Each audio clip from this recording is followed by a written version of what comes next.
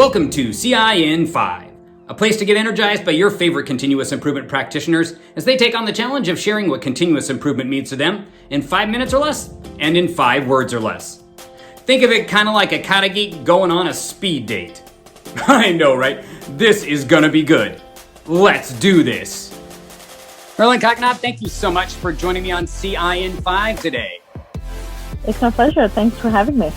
Well, hey, y'all, if you haven't connected with Erlin, then why not? She is a continuous improvement star. She's been around for about 12 years practicing continuous improvement, and she helps businesses and individuals with their processes and improving that and creating innovation in their work. So, Erlin, so happy to have you here today. And we're all about CI in 5. So tell us, what is your CI in 5? Reframing old problems to gain new solutions. Yeah, I slowly started my path in innovation. I have been a Lean Six Sigma practitioner for several years. There was one time that I started to notice that every time we went in the room, I felt like people were struggling to think out of the box. And everyone was so narrowed in about the current process and narrowed in terms of the pain point. And really not taking the broader lens and looking at what are those paradigm shifts that we can make as a part of our solution. And as I started researching about it, there were two things I was researching. One is, how can I build people up to start thinking more creatively, the creative thinking aspect? Because if they start thinking creatively, then they can come up with different ideas, which will help us in our innovation path, the transformation path. So I started doing my research and I started realizing that, oh my gosh, this is process improvement and innovation. It goes hand in hand. So I'm wondering for folks like myself, or others that are new to continuous improvement, just starting to learn and grow in their practice, what kind of advice would you give to those new to practicing continuous improvement to help move them along in that? So we've all seen a product called the Swiffer, right? The mop. The whole study of how that mop came about was the company was trying to do and build a better product, a better mop, right?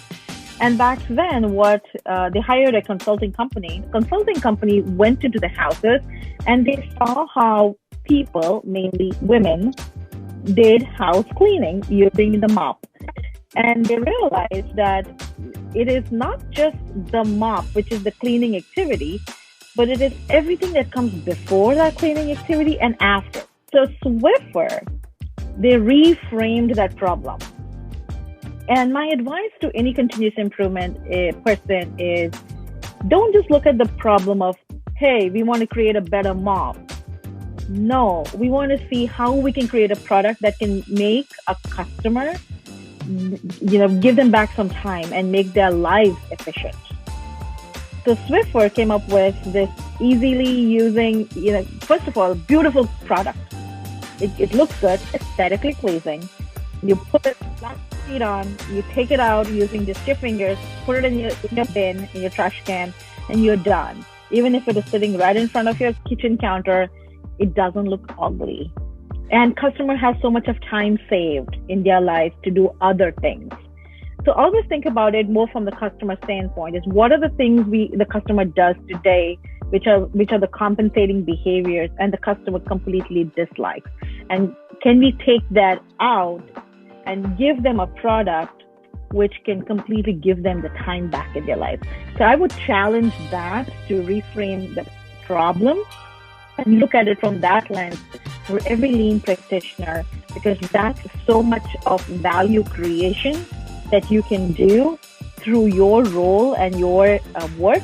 For those who've been practicing continuous improvement for years, or even those that haven't but are just stuck in their practice, what kind of ideas or thoughts did you have to spark their practice up again?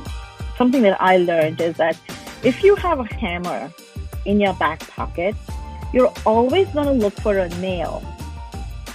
And if you don't see the nail, you're stuck. So you want to look at, why would somebody even need a hammer? So I think we always have to take ourselves outside of thinking as ourselves with a box of tools versus a person who can solve a problem. And then think about the tools that are applicable to solve the problem. So if you're stuck, forget about your tools. Like literally just forget about your tools and just look at, what am I trying to do? What's the purpose? What's the intent? What am I wanting and hoping to get out of this? Whether it's a skill set that I have, whether it's a knowledge that I have, and where do I want to go with it? And really getting your purpose and intent clear will help you get unstuck from what you have. So forget about that hammer. Sometimes you just have to get rid of the hammer. So lastly, I'm wondering for you, I can see you are really passionate about continuous improvement and lean. And I'm wondering for you, what brings you the most joy in your practice of continuous improvement? For me, it is about helping people in, sometimes we get to problem solving and we're not able to solve a problem.